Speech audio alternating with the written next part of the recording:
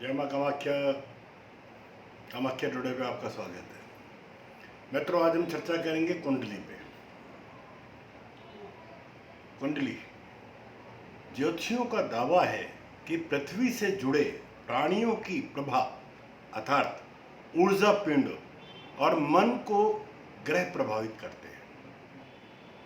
प्रत्येक ग्रह में एक विशिष्ट ऊर्जा गुणवत्ता होती है जिसे उसके लिखित और ज्योतिषीय संदर्भों के माध्यम से हम एक रूपक शैली में वर्णित करते हैं।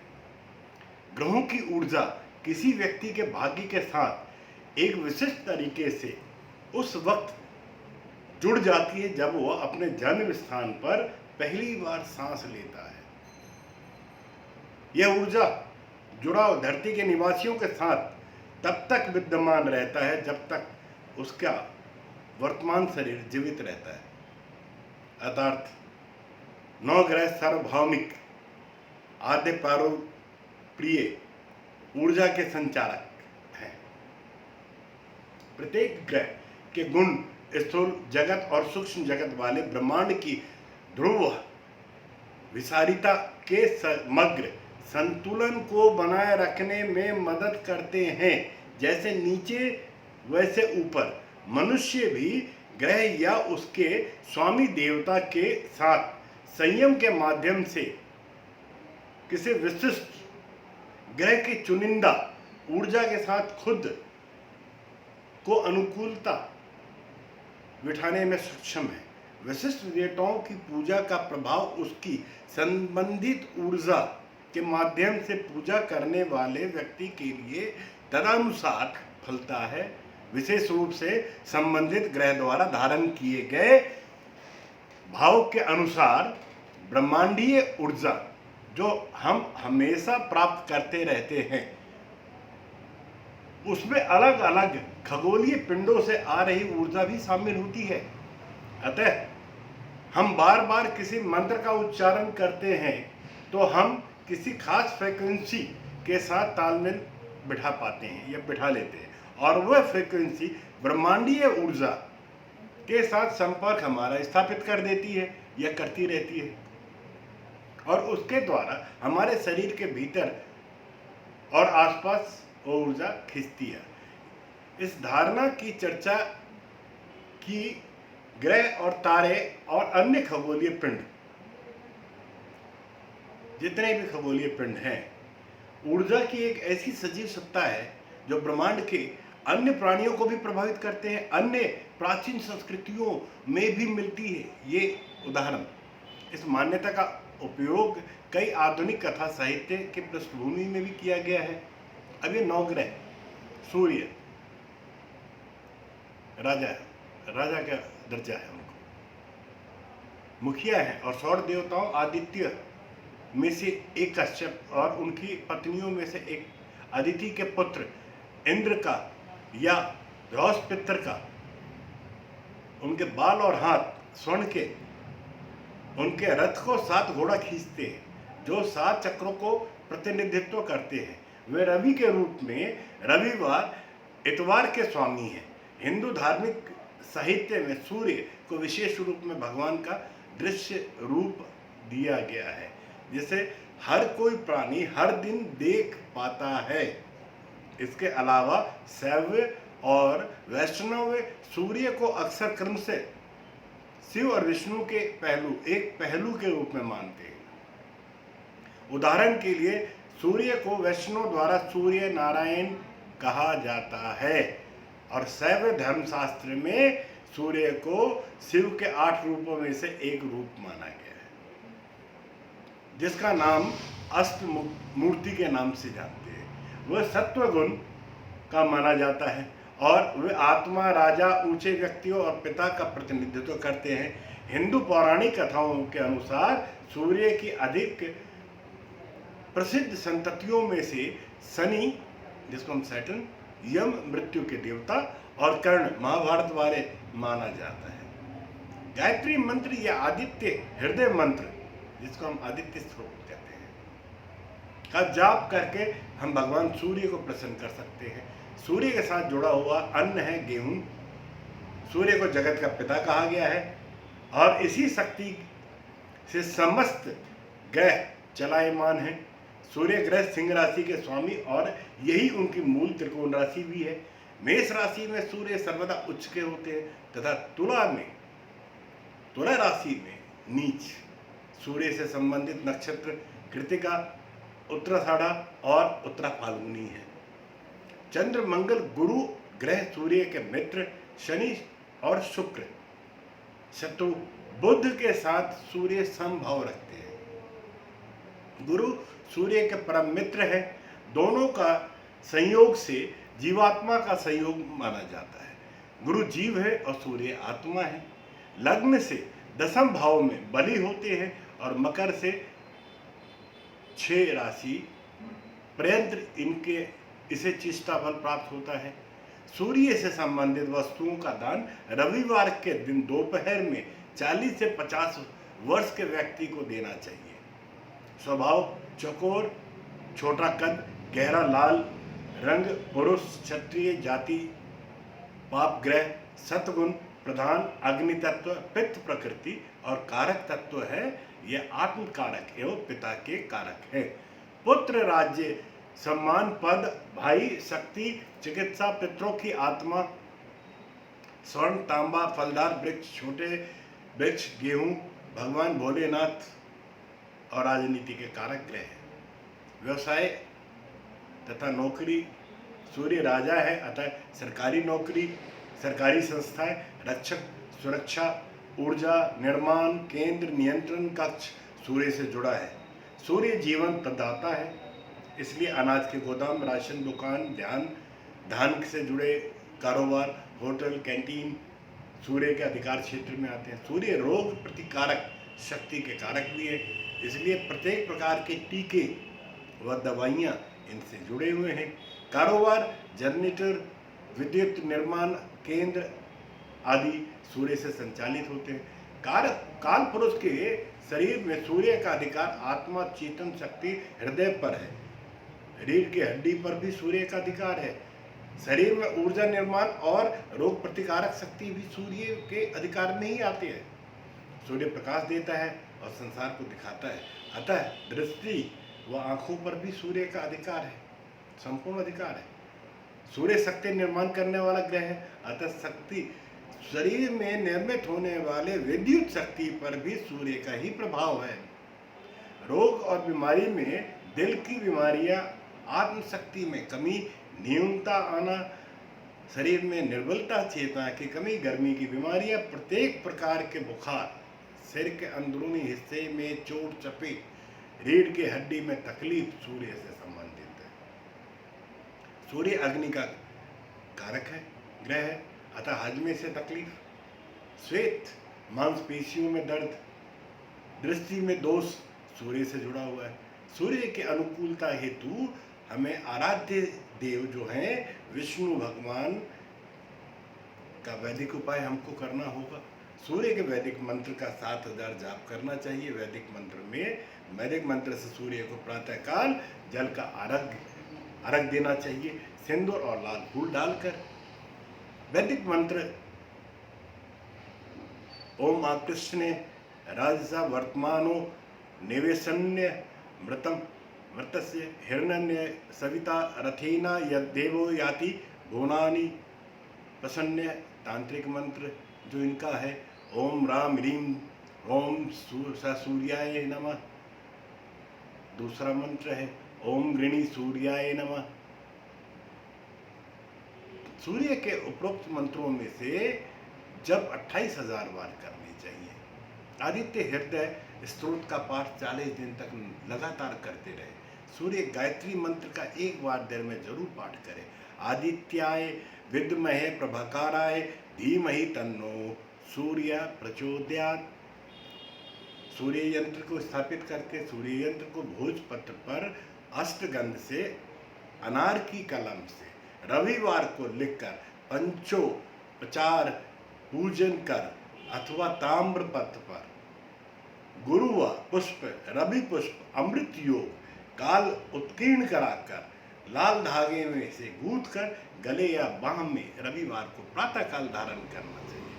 व्रत का जो विधान है इनका, जिस शुक्ल पक्ष के प्रथम रविवार के प्रारंभ कर कम से कम 12 और अधिक से अधिक 30 व्रत करने चाहिए। 11, 12, 21, 30 ही रखें अगर संख्या में रखना है तो। सूर्यास्त से पूर्व गेहूं की रोटी, गुड़ या गुड़ गेहूं घी से बना हुआ हलवा खाएं। नमक बिल्कुल नहीं खाना चाहिए। दान में सोना दान करें, माणिक्य और तांबा दान करें, गेहूं दान करें, गुड़ घी पुष्प केसर मूंगा लाल गाय रक्त वस्त्र रक्त चामर रक्त चंदन रविवार को दान करना चाहिए। हवन की समिधा में समिधा आग की लकड़ी, औषधि स्नान में मैनसील, इलायची, देवदारू, केसर, खस, मुरहट्ठी, रक्तपुष्प को जल में डालकर स्नान करना चाहिए। और अगर रत्न धारण कर सके तो सूर्य का रत्न माणिक्य है, जो 5 रत्ती से 7 रत्ती तक का माणिक्य लेके स्वर्ण या ताम्र में मढ़वा कर रविवार को कच्चे दूध और गंगा जल से धोकर प्राण प्रतिष्ठा ब्राह्मणों से करवाकर या सूर्य के किसी तांत्रिक मंत्र को 11 बार पढ़कर सीधे हाथ की अनामिका उंगली में धारण कर लेना चाहिए। रुद्राक्ष, पंचमुखी रुद्राक्ष भी धारण कर सकते हैं। 12 मुखी रुद्राक्ष भगवान सूर्य के 12 रूप, ओज तेज शक्ति का केंद्र बिंदु है। जो इसे पहनता है वह हर तरह के धन, वैभव, ज्ञान और सभी प्रकार के भौतिक सुखों से संपन्नता को हासिल करता है। एक मुखी रुद्राक्ष की पूजा करें अथवा धारण करें। स्वास्थ्य के लिए 3 मुखी या 6 मुखी रुद्राक्ष धारण कर सकते हैं, करना चाहिए। तांबे का कड़ा पहन सकते हैं। रविवार के दिन प्रातः काल 3 इंच का टुकड़ा लाल कपड़े में जड़ी को कपड़े में सी के गंगा जल से धो के सीधे हाथ में आप धारण कर सकते हैं। सूर्य शिव के मंदिर में रहते हैं, अतः शिवलिंग में शिव मंदिर में जाकर भोलेनाथ की पूजा अर्चना करते रहना चाहिए। 11-21 रविवार तक गणेश जी के चरणों में लाल पुष्प चढ़ाएं। 12 ज्योतिर्लिंग उनके नामों को स्मरण करें। याद होगा आपको तो। सौराष्ट्र सोमनाथम च श्रीशैलम मल्लिकार्जुनम उज्जैनियम महाकाल मौकर मबलेश्वरम परलयम वैद्यनाथम चिड़ाकियानाम भीमशंकरम सेतु बंधेतु रामेश्वरम नागेश्वरम दारुकावनी वाराणस्यातु विश्वेश्वरम त्र्यंबकम गौतमी तटे। ये तो याद ही हो। हिमालय तो केदारम घुष्मेशम च शिवालयनी एतानि ज्योतिर्लिंगानि सायं प्रातः पठनेन सब पापम समयेन विनश्यति। सूर्य को तांबे के लोटे से जल, गंगा जल, चावल, लाल फूल, गुलड़ आदि के लाल चंदन मिलाकर अर्घ दे। जल देते समय आप आदित्य नमः अथवा ओम गृणी सूर्याय नमः का जाप करें। सूर्य को बलि करने के लिए, बलि बनाने के लिए व्यक्ति को प्रातःकाल सूर्य उदय के समय उठकर लाल पुष्प वाले पौधों को, वृक्षों को जल देना चाहिए। सुबह सूर्य को नमस्कार करें। सूर्योदय के समय नमस्कार करेंगे। नदी की धारा में तांबे के पैसे को फेंकें। गायों को गुड़ गेहूं रविवार को खिलाएं। भगवान विष्णु का पूजा करें। एक चीज का ध्यान रखना चाहिए, सूर्य के कारक वस्तुओं को दान कभी भी सुबह या शाम को नहीं करना चाहिए। सूर्य के कारक वस्तुओं को या वस्तुओं का दान कभी भी सुबह या शाम के समय नहीं करना चाहिए। ये सूर्य को कमजोर करता है। ऐसी वस्तुओं को दोपहर के समय दान करना चाहिए जब सूर्य मजबूत होते हैं। हाथ में घड़ी अवश्य पहने। रात्रि में तांबे के पात्र में जल भरकर सिरहाने रखें और प्रातःकाल उसको पी लें, या सुबह उठकर किसी पौधे को सींच दें। सुबह किसी भी अवस्था में सूर्योदय से पहले उठना चाहिए और उस तांबे के बर्तन में रखे हुए पानी को अगर आप पीते हैं तो आपका स्वास्थ्य लाभ होगा। सूर्य प्रसन्न होंगे। किसी भी कार्य को करने से पूर्व थोड़ा सा मुंह में मीठा डाल ले और पानी पी ले। लाल चंदन या केसर का तिलक लगाएं। सूर्य मंदिर कुंभकोणक या सूर्य मंदिर कोणार्क की तीर्थ यात्रा करें। सूर्य यदि शनि या राहु के साथ हो तो विधिवत रूप से रुद्राभिषेक करें। हाथ में मौली 6 बार लपेट कर बांधना चाहिए। सूर्य अगर संतान प्राप्ति में बाधक हो तो हनुमान जी को चोला चढ़ाए, चने का भोग लगाए, बंदरों की सेवा, फल करें, हरि वंश पुराण सुने या पढ़े। नेत्रों में अगर रोग का कारण सूर्य की वजह से है तो सूर्य को अर्घ देते समय नेत्र परिषद का पाठ करें। सूर्य किसी भी लग्न की कुंडली में स्त्री राशि का तुला या वृषभ में हो तो भगवती गायत्री की उपासना करें तथा गायत्री मंत्र का जाप करें। घर में खुला हुआ आंगन होना चाहिए, सूर्य का प्रकाश ताकि आपके घर में प्रवेश कर सके।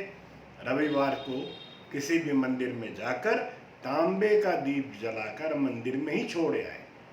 आपके कार्य क्षेत्र में होने वाली बाधाएं अपने आप ही समाप्त हो जाएगी। सरकारी नौकरी में यदि स्थानांतरण का भय हो तो सूर्योदय के समय तांबे के लोटे में जल लेकर लाल मिर्च के 21 दाने, ध्यान रहे, लाल मिर्च के 21 दाने डालकर नित्य सूर्य को अर्घ देने से और प्रार्थना करने से आपका स्थानांतरण रुक जाएगा।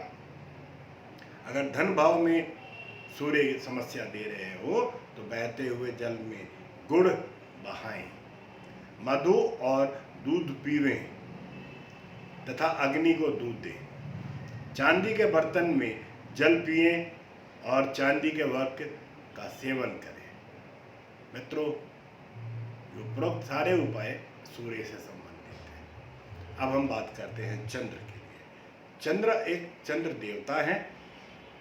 चंद्र को सोम के रूप में जाना जाता है और उन्हें वैदिक चंद्र देवता सोम के नाम से पहचाना जाता है। उन्हें जवान, सुंदर, गौर, दोबाहु के रूप में भी वर्णित किया गया है। उनके हाथों में मुग्दल और एक हाथ में कमल रहता है। वे हर रात पूरे आकाश में अपना रथ चलाते हैं, जिसे 10 सफ़ेद घोड़े या मृग द्वारा खींचा जाता है। वह ओस से जुड़े हुए हैं और जनन क्षमता के देवताओं में से एक हैं। उन्हें निशाधिपति भी कहा गया। निशा मतलब रात, अधिपति मतलब देवता, सुपारक जो रात्रि को अवलोकित करे। सोम के रूप में सोमवारम या सोमवार के स्वामी हैं। वह सप्तगुण वाले और मन माता की रानी का प्रतिनिधित्व करते हैं। चंद्रमा की युक्ति का फल, चंद्रमा मन का कारक है। ज्योतिष शास्त्र में सभी ग्रहों की 2-2 राशियां हैं। केवल सूर्य और चंद्र ही ऐसे ग्रह हैं जिनकी मात्र एक राशि है। सूर्य चंद्र को 9 ग्रहों में क्रमशः राजा रानी के रूप से जाना जाता है। रानी का संबंध यानी चंद्र की युक्ति दूसरे ग्रहों के साथ होने पे उनका क्या प्रभाव होता है, ये ज्योतिष शास्त्र का एक महत्वपूर्ण विषय है। इसी महत्वपूर्ण विषय पर आज हम थोड़ी सी चर्चा करते हैं। चंद्रमा सूर्य की युक्ति का फल। चंद्र जिस तरीके से शीतल है, सौम्य ग्रह है, सूर्य ठीक इसके विपरीत उग्र और अग्नि प्रधान ग्रह है। इन दोनों की युक्ति होने पे व्यक्ति के अंदर अहम की भावना जागृत होती है। कूटनीति से व्यक्ति अपना काम निकालने की कोशिश करता है। व्यक्ति क्रोधित हो सकता है और व्यवहार में कोमलता की कमी रहती है। मन अस्थिर और बेचैन रहता है। मन की शांति और व्यवहार कुशलता बढ़ाने के लिए चंद्र के उपाय स्वरूप सोमवार के दिन भगवान शिव का जलाभिषेक करना चाहिए। मोती धारण करने से भी लाभ मिलता है। चंद्र मंगल की युक्ति का फल जो है, मंगल भी सूर्य के समान है, अग्नि प्रधान ग्रह है। चंद्रमा और मंगल की युक्ति होने पे व्यक्ति के स्वभाव में उग्रता आती है। मंगल को ग्रहों के सेनापति के नाम से जाना जाता है, जो युद्ध और शक्ति प्रदर्शन का प्रतीक है। जैसे युद्ध के समय बुद्धि से अधिक योद्धा बल का प्रयोग करता है, ठीक उसी प्रकार इस युक्ति के व्यक्ति परिणाम की चिंता किए बिना कार्य में आगे बढ़ते रहते हैं, जिससे इनको नुकसान भी होता है। वाणी में कोमलता और नम्रता की कमी के कारण ये अपने बातों में कभी कभी मित्रों को भी शत्रु बना बैठते हैं। हनुमान जी की पूजा करने से इनको लाभ होगा। चंद्र और बुध की युक्ति का फल, चंद्रमा शांत एवं शीतल ग्रह है, बुध बुद्धि का कारक ग्रह है। जिस व्यक्ति की कुंडली में चंद्र बुध की युक्ति होगा वह व्यक्ति समझदार, होशियार, कार्यकुशल और किसी भी परिस्थितियों के अनुसार खुद को तैयार करने की क्षमता उस व्यक्ति में सदैव पाई जाती है। अपनी बातों को लेकर बड़ी चतुराई से अपनी बातों को सामने रख देंगे। वाक चतुरता से काम निकालने में ये लोग माहिर होते हैं। चंद्र गुरु की युक्ति के बारे में जानते हैं। 9 ग्रहों में गुरु को मंत्री एवं गुरु का पद दिया हुआ है। मंत्री का कार्य होता है सलाह देना। जो ज्ञानी होता है अपने ज्ञान यानी इसी युक्ति से प्रभावित होकर व्यक्ति ज्ञानी भी हो जाता है। अधिक बोलने वाला भी होगा मित्रों। ये सलाहकार, शिक्षक और ऐसे क्षेत्र में अधिक सफलताएं प्राप्त कर लेते हैं जिसमें बोलने की योग्यता के साथ साथ अच्छे ज्ञान की भी जरूरत होती है। चंद्र शुक्र की युक्ति, चंद्रमा के साथ शुक्र की युक्ति होने पर व्यक्ति सुंदर और आकर्षक दिखाई देता है। उसमें सुंदर दिखने की चाहत भी बहुत अधिक होती है। वाणी में कोमलता और विचारों में कल्पनाशीलता भी बहुत पाई जाती है। इस युक्ति से प्रभावित व्यक्ति कलाओं में रुचि जरूर लेता है। चंद्र शनि की युक्ति का फल अगर हम जानना चाहें तो चंद्रमा कुंडली में मन का कारक, शनि के साथ युक्ति संबंध बनाते ही व्यक्ति न्यायप्रिय होता है। शनि न्यायप्रिय है। इस युक्ति से प्रभावित व्यक्ति बहुत मेहनत करता है और अपनी मेहनत और ईमानदारी से जीवन में आगे बढ़ता है। इसके स्वभाव में अस्थिरता पाई जाती है। छोटी छोटी असफलताएं भी इसको निराश कर देती है। अब हम बात करते हैं चंद्रमा और राहु देव के बारे में। जब ये दोनों की युक्ति होती है तो चंद्रमा कल्पना देता है, कल्पनाशील है, मन का कारक है, और राहु रहस्य को जानने की रुचि। कुंडली में चंद्रमा के साथ राहु की युक्ति होते ही व्यक्ति रहस्यों और कल्पनाओं की दुनिया में खोया रहता है। किसी भी विषय तो गहराई से जानने की उसमें उत्सुकता बनी रहती है। वो अपने विषय में अच्छे जानकार भी होते हैं। इनके स्वभाव में एक यही कमी होती है कि वो कहीं सुनी बातों से जल्दी विचलित हो जाते हैं। चंद्रमा और केतु की फल, कुंडली में किसी भी व्यक्ति के चंद्र और केतु की युक्ति होने पर व्यक्ति जोश में काम करने वाला होता है, जल्दीबाजी से काम करने वाला होता है। इन्हें अपने काम को करने के बाद में पछताना भी पड़ता है, लेकिन अपनी गलतियों से सीख लेना इनकी एक अच्छी आदत होती है। ज्योतिषी के रूप में ये अपना कैरियर बनाने का विचार करें तो एक अच्छे ज्योतिषी बन सकते हैं, ज्योतिष शास्त्री बन सकते हैं। सच्चाई और अच्छाई के लिए आवाज उठाने वाले चंद्रमा और केतु की युक्ति वाले व्यक्ति सदैव तैयार रहते हैं। अब हम बात करते हैं सेनापति मंगल के बारे में। मंगल लाल ग्रह, मंगल के देवता है। मंगल ग्रह को संस्कृत में अंगारक भी कहा गया है, जो लाल रंग का है, या भौम, भूमि का पुत्र भी कहा गया है। वह युद्ध के देवता हैं और ब्रह्मचारी हैं। उन्हें पृथ्वी या भूमि अर्थात पृथ्वी देवी की संतान माना गया है। वह वृश्चिक और मेष राशि के स्वामी हैं। मनोगत विज्ञान जिसको हम कहते हैं रोचक महापुरुष योग के शिक्षक भी है। उनकी प्रकृति तमस गुण वाली है। वह ऊर्जावान, कार्यवाही, आत्मविश्वास और अहंकार का प्रतिनिधित्व करते हैं। वे लाल रंग या लौ के समान, लौ अग्नि के लौ के रंग में रंगा जाए। चतुर्भुज, एक त्रिभुज, एक मुग्दल, कमल और भाला लिए चित्रित किया जाता है। उनका वाहन भेड़ है। मंगलवार के वो स्वामी हैं। बुध युवराज, बुध ग्रह के देवता हैं और चंद्रमा चांद और तारा तारक के पुत्र। इनकी माता का नाम तारा, पिता का नाम चंद्र। वे व्यापार के देवता हैं, व्यवसाय के देवता हैं, व्यापारियों के रक्षक भी हैं। वे रजोगुण वाले हैं और संवाद का प्रतिनिधित्व करते हैं। उन्हें शांत, सुवक्ता और हरे रंग से प्रस्तुत किया जाता है। उनके हाथों में एक कृपाण, एक मुद्दल, एक ढाल होती है। वो रामगढ़ मंदिर में एक पंख वाले शेर की सवारी करते हैं। अन्य चित्रों में उनके हाथों में एक राजदंड और कमल होता है। वे कालीन या गरुड़ अथवा शेरों वाले रथ की सवारी करते हैं। बुध बुधवार के मालिक हैं। आधुनिक हिंदी, तेलुगु, बंगाली, कन्नड़, मराठी और गुजराती में इन्हें बुधवार कहा जाता है। मलयालम और तमिल में इन्हें बुद्धन कहते हैं। बृहस्पति देवताओं के गुरु, शील और धर्म के अवतार हैं। प्रार्थनाओं और बलिदानों के मुख्य प्रस्तावक हैं, जिन्हें देवताओं के पुरोहित के रूप में प्रतिष्ठित किया जाता है, और वे मनुष्यों के लिए मध्यस्थ हैं। वे बृहस्पति ग्रह के स्वामी हैं और सद्गुणी ज्ञान और शिक्षण का प्रतिनिधित्व करते हैं। अधिकांश लोग बृहस्पति को गुरु बुलाते हैं। हिंदू शास्त्रों के अनुसार वो देवताओं के गुरु हैं और दानवों के गुरु शुक्राचार्य के कट्टर विरोधी हैं।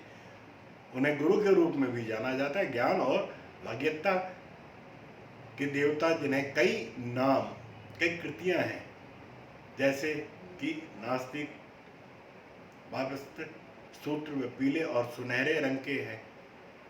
एक छड़ी, एक कमल और अपनी माला धारण करके रखते हैं। वे गुरुवार, बृहस्पतिवार या थर्सडे के स्वामी हैं। अब हम बात करते हैं शुक्र की। शुक्र ग्रह का प्रतिनिधित्व करता है। शुक्र जो साफ, शुद्ध, चमक, स्पष्ट के लिए संस्कृत के रूप में भृगु और उषान के बेटे का नाम है। वे दैत्यों के शिक्षक और असुरों के गुरु, जिन्हें शुक्र ग्रह के साथ पहचाना जाता है, सम्मानीय शुक्राचार्य के साथ में। वे शुक्रवार के स्वामी प्रकृति में राजसी और धन, खुशी और प्रजनन का प्रतिनिधित्व करते हैं। वे सफ़ेद रंग, मध्यम आयु वर्ग और भले चेहरे के हैं। उनकी विभिन्न सवारियों का वर्णन है, जिसमें ऊंट पर या एक घोड़े पर या एक मगरमच्छ पर एक छड़ी, माला और कमल धारण किए चित्रित किए जाते हैं। कभी कभी एक धनुष, एक तीर। ज्योतिष में एक दशा होती है, यह ग्रह अवधि होती है इनकी, जिसे हम शुक्र की दशा कहते हैं या जानते हैं, शुक्र की दशा के रूप में जानते हैं, जो किसी भी व्यक्ति की कुंडली में 20 वर्षों तक सक्रिय बनी रहती है। यह दशा माना जाता है कि किसी व्यक्ति के जीवन में अधिक धन, भाग्य और ऐशो आराम भी देती है। अगर उस व्यक्ति की कुंडली में शुक्र मजबूत स्थान पर विराजमान है, तो साथ ही साथ शुक्र उनकी कुंडली में एक महत्वपूर्ण फलदायक ग्रह के रूप में हो। शनि न्यायप्रिय, न्याय दंडनायक। देवनागरी में शनि, हिंदी ज्योतिष अर्थात वैदिक ज्योतिष में उन्हें 9 मुख्य खगोलीय ग्रहों में से एक है। शनि ग्रह सन्निहित। शनि शनिवार के स्वामी, इनकी प्रकृति दमस और कठिन मार्गीय शिक्षण, कैरियर और दीर्घायु को दर्शाता है। शनि शब्द की व्युत्पत्ति निम्नलिखित से हुई है। शनय कर्मन्ति स, अर्थात वह जो धीरे धीरे चलता हो।